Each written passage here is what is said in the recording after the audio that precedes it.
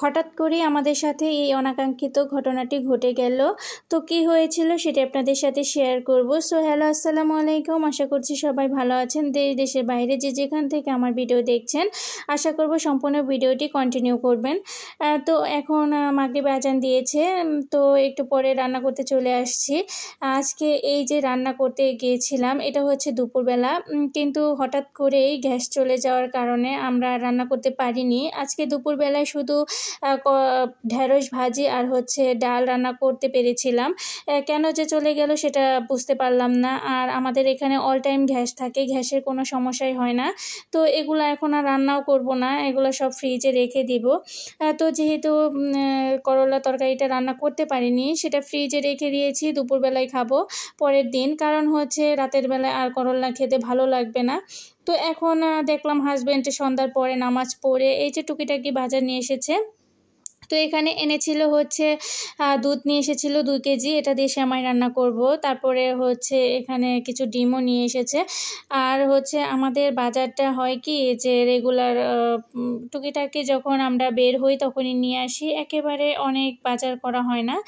ফ্রিজে রেখে আমরা তেমন একটা খাবার খাই না, কারণ হচ্ছে হাজব্যান্ড যেহেতু কাছেই থাকে, তো উনি যখন যেটার প্রয়োজন হয় নিয়ে আসে, কিংবা আমি যখন স্কুলে যাই তখন নিয়ে আসি।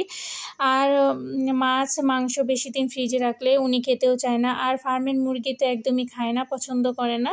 তো সেটা বাচ্চাদের জন্য আনা হয়, একটা দুটা মুরগি কিনে কিনে এরকমভাবে আনা হয়। ফ্রিজে রেখে দীর্ঘদিন ফ্রিজে সংরক্ষণ করে কোনো জিনিসে আমরা খাই না, কিংবা বাচ্চাদের খেতেও দিই না। এটা আমার হাজব্যান্ড একদম পছন্দ করে না। উনি চায় যে আমি প্রতিদিন প্রয়োজনে এনে দিব, কিন্তু ওদের ফ্রিজের কোনো খাবার তুমি খাওয়াবে না, এরকমটাই আর কি আমাকে বলে।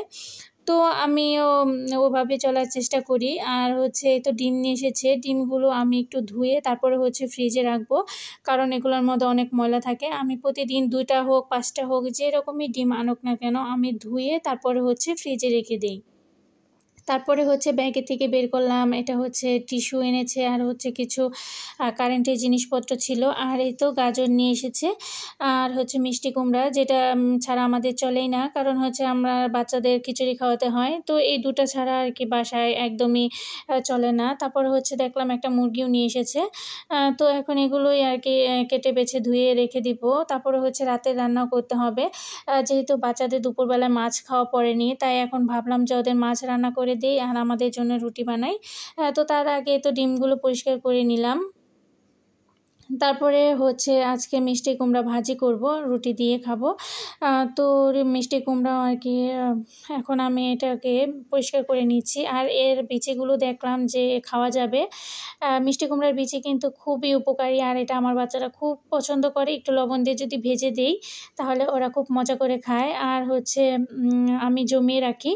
দেখা যায় মিষ্টি কুমড়া তো আমাদের বাসায় সবসময় থাকেই, পুরা আনাম একটা করেই নিয়ে আসে মিষ্টি কুমড়া। তো আজকে যেহেতু রাত হয়ে গিয়েছিল, অর্ধেককে নিয়ে এসেছে। তারপরে হচ্ছে বিচিগুলো আমি বের করে নিচ্ছিলাম। এটা হালকা ধুয়ে তারপরে হচ্ছে আমি চুলার নিচে একটু রেখে দিব, তাহলেই পানিগুলো ঝরে যাবে। তো সব কিছু গুছিয়ে এই তো রান্না করেছি আজকে রাতে রান্না।